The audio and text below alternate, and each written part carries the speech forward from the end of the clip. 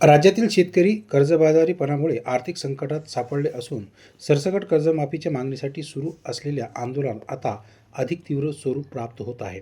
क्रांतिकारी शेतकरी संघटनेचे नेते रविकांत तुपकर यांच्या नेतृत्वाखाली सुरू असलेल्या आंदोलनाला पाठिंबा दर्शवत वाशिम जिल्ह्यातील अडोळी येथील शेतकऱ्यांनी सरकारच्या निषेधार्थ स्वतःची दुचाकी पेटवून तीव्र संताप व्यक्त केला आहे. यावेळी शेतकऱ्यांनी सरकारविरोधी घोषणाबाजी करत शेतकऱ्यांच्या प्रश्नाकडे सातत्याने दुर्लक्ष होत असल्याचा आरोप केला.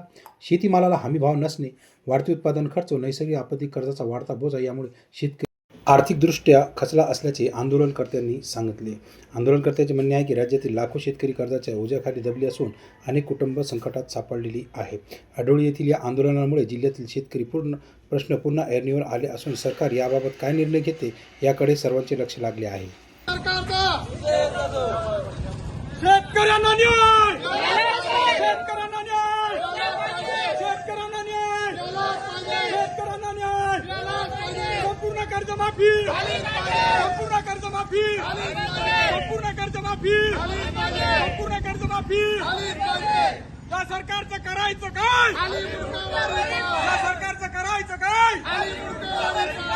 फडणवीस सरकारचं करायचं काय?